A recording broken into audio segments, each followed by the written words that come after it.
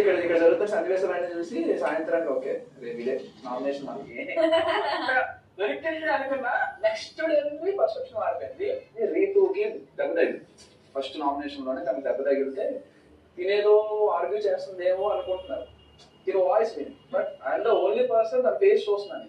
Face చూసి face లో బాగా అమాయకత్వం భయం మూడు కలిపి ఒక మాట ఉంది. వాళ్ళందరూ మాటని పట్టుకున్నారు కానీ పాపం అందరూ ఫేస్ చూడట్లేదు.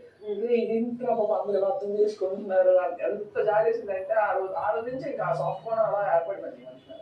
ఈ రోజు ఇంకా ఈ రోజు అంటే